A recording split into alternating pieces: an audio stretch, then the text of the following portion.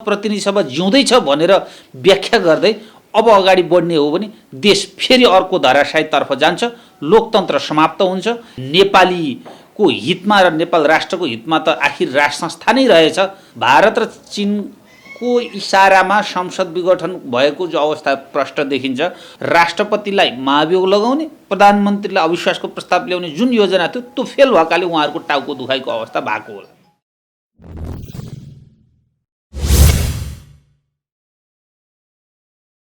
नेकपाको 2/3 नजिकको सरकार विघटन हुनुमा यसका मूल नेताहरू, मूल नेतृत्वको अकर्मण्यता र सत्ता लिप्सा र सत्ताकोमा आफू नभए अर्को पनि नहोस् भन्ने ध्येयका साथ जसरी चाहिँ राजनीतिक परिवेश बढ्दै गयो, त्यसैका कारण नेकपा अहिलेको यो अवस्थामा पुग्यो र जननिर्वाचित चाहिँ प्रतिनिधिहरू चाहिँ विघटन भएको अवस्था आयो।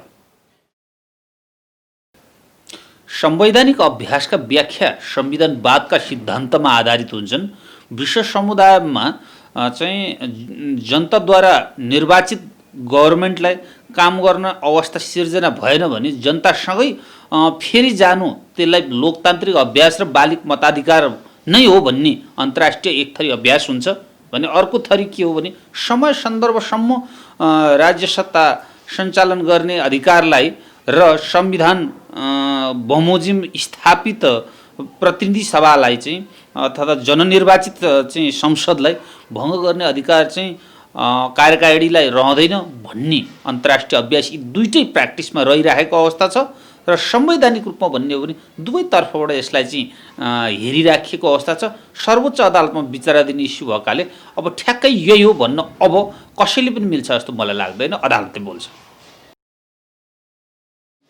गणतन्त्र र लोकतन्त्रको उदयका साथसाथै 62-63 को आन्दोलनका उपलब्धिहरू संस्थागत हुने क्रममा राजनेताहरू भनेर आफूलाई घोषित गर्ने, सोकल्ड राजनेता भन्ने र देशको बागडोर हातमा सम्हाल्ने नेताहरूले लोकतन्त्र, विधिको शासन, कानुनी राज्यको अवधारणा भन्दा पनि आफू र आफ्नो परिवार कसरी सत्ता शक्तिमा पुग्न सकिन्छ र सत्ता र शक्तिको दुरुपयोग गर्न सकिन्छ भन्नेमा लालायत हुनुभयो।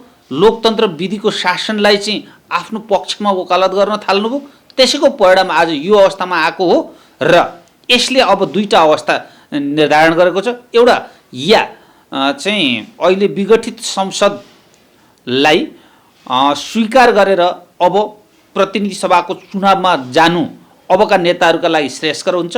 यदि यसो गरिएन र केपी शर्मा ओलीले विघटन गरेको प्रतिनिधि सभा बिउताउनका लागि सडक सङ्घर्ष, संवैधानिक सङ्घर्ष लगायतका सांसदहरू चाहिँ अझै पनि जीवितै छ, प्रतिनिधि सभा जिउँदैछ भनेर व्याख्या गर्दै अब अगाडि बढ्ने हो भने देश फेरि अर्को धराशायीतर्फ जान्छ, लोकतन्त्र समाप्त हुन्छ। यसमा अरू तन्त्रहरूको स्थापित हुन्छ जस्तो देख्छु म।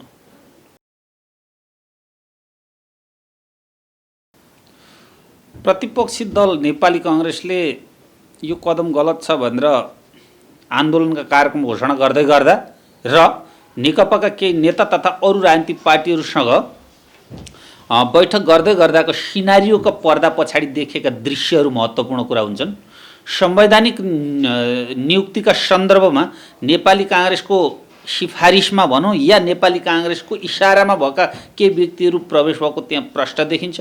यसो हुँदाखेरि कतिपय कुरा चाहिँ नागरिकहरूलाई झुक्याउने र नियोजित रूपमा चाहिँ संसद विघटन भएको कुरालाई स्वीकार गर्ने अवस्था प्रतिपक्षी दलको हो कि भन्ने आङ्कलन गर्न सकिने स्पष्ट अवस्था छ। अब सत्तासीन अन्य दलहरूका नेताहरूलाई चाहिँ अब यो विषय आफू प्रधानमन्त्री हुने, आफू राष्ट्रपति हुने, आफू पार्टी अध्यक्ष हुने योजनामा राष्ट्रपतिलाई महाभियोग लगाउने, प्रधानमन्त्रीलाई अविश्वासको प्रस्ताव ल्याउने जुन योजना थियो त्यो फेल भएकाले उहाँहरूको टाउको दुखाइको अवस्था भएको होला। सम्भावना के छन् भन्ने कुरालाई पहिले यसरी आङ्कलन गर्नुपर्छ। अहिले प्रधानमन्त्रीका तर्फबाट राज्यलाई सम्बोधन गरेर राष्ट्र र देशवासीका नाममा सम्बोधन गर्दै गर्दा उहाँले वैशाखमा निर्वाचनको मिति तोक्नु भएको छ। यदि त्यो निर्वाचनलाई स्वीकार नगर्ने हो भने, चुनाव हुन नसक्ने अवस्था सिर्जना गर्ने हो भने यो उपलब्धि यो चाहिँ लोकतन्त्र संस्थागत हुन सक्दैन। त्यसको बाइ प्रोडक्ट स्वरूप के हुन्छ भने अधिनायकवादको सुरुवात हुन्छ। अधिनायकवादका विभिन्न रूप हुन्छन् हेर्नुहोस्।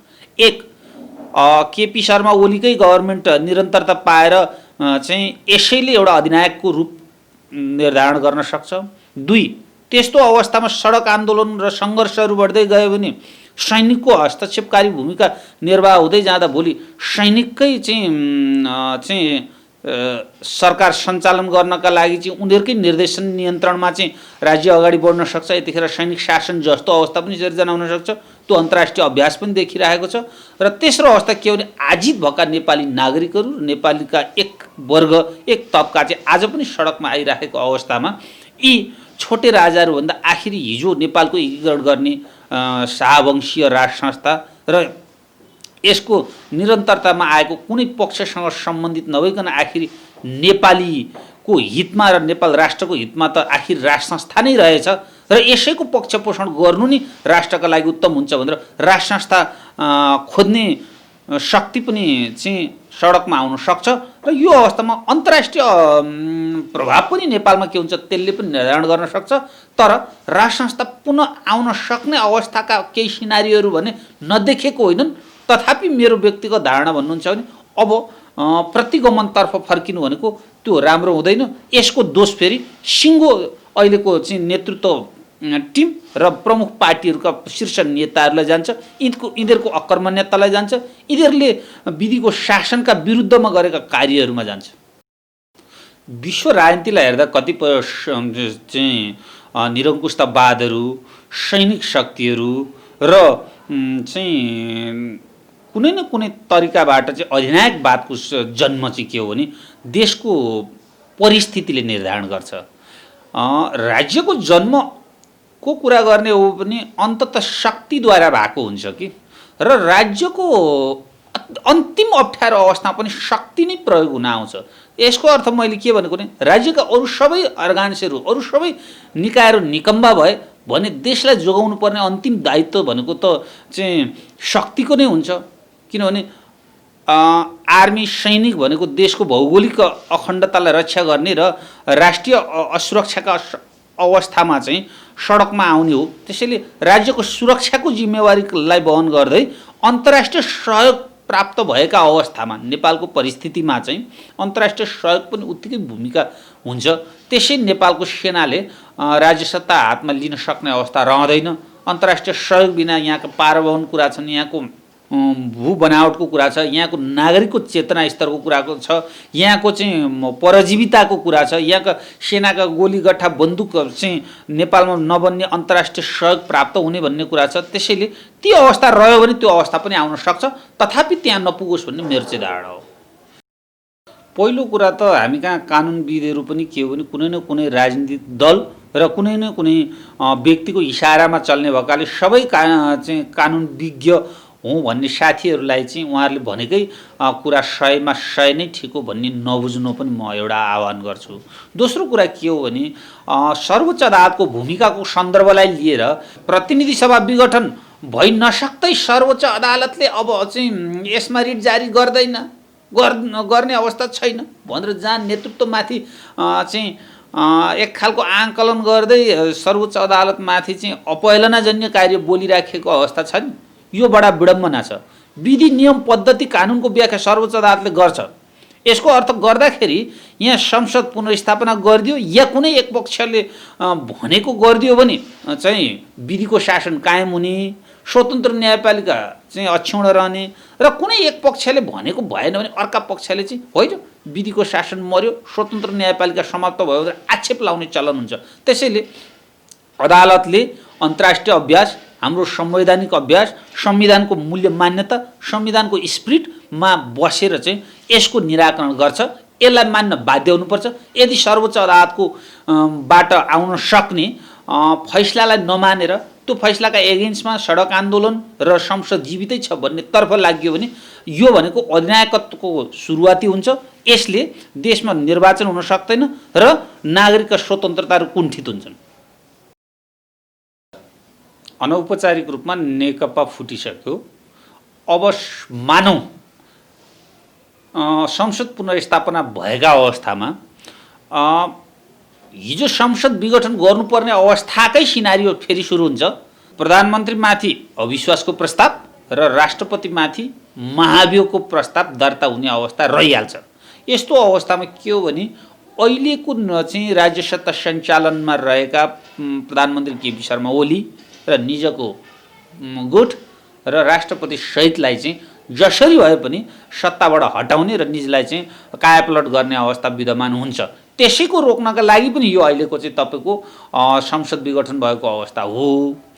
अब यतापट्टि के हुन्छ भने नेकपाको वैधानिकताको सम्बन्धमा प्रश्न चिन्ह उठ्छ। त्यो पनि भोलि अदालत पुग्ला, निर्वाचन आयोग पुग्ला, किनभने कसको आधिकारिकता नेकपा कसले लिने भन्ने प्रश्न उठ्छ। त्यसमा दुई वर्गमा विभक्त भएपछि नेकपाको आधिकारिक संस्था पक्ष कुन रहने भन्ने सन्दर्भमा पनि प्रश्न चिन्ह उठ्छ। त्यो नेकपा जसको रहन्छ त्यतापट्टि एउटा हुन्छ र सम्भवतः अहिले देखिएको अवस्थामा प्रचण्ड र केपी शर्मा ओलीको तर्फको दुई भाग विभाजन गर्दा प्रचण्डको तर्फमा चाहिँ पल्ला भारी देखिन्छ, किनभने माधव कुमार नेपाल र प्रचण्ड सँगै रहेको अवस्था छ। सो अवस्थामा नेकपा चाहिँ प्रचण्डका भागतर्फ पर्ने अवस्था छ। त्यो सिनारियो चाहिँ देखिन्छ।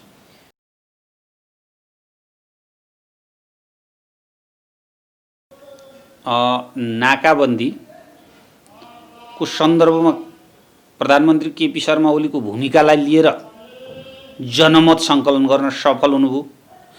नेपालको नक्सा लिपुलेक लिम्पियाधुरा र कालापानीको समेटेर भारत चिडिरहेको अवस्थामा भारतसँग पुनः सहकार्यको अवस्था निर्धारण भयो। त्यो कुरा चाहिँ विभिन्न गुप्तचरहरू नेपाल आएको सिनारियो र प्रधानमन्त्री केपी शर्मा ओलीले संसद विघटन गर्दै गर्दा भारत र चाइना दुईटै देशहरूले मौनता साधेको अवस्था छ। यसलाई पनि हामीले हेर्नुपर्छ। यो अवस्थामा भारत र चीनको इसारामा संसद विघटन भएको जो अवस्था प्रष्ट देखिन्छ।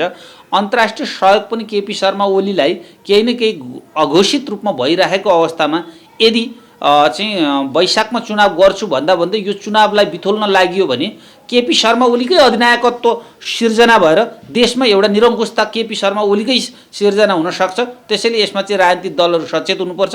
अन्तर्राष्ट्रिय रूपमा चाहिँ के हो भने नेपाललाई फुटाऊ र नेपाललाई चाहिँ आफ्नो प्रभावमा राख भन्ने एउटा चाहिँ नीति भारतले हिजो पनि अङ्गीकार गरिरहेको। यसमा भारतको परराष्ट्र नीति सफल हुन सक्छ।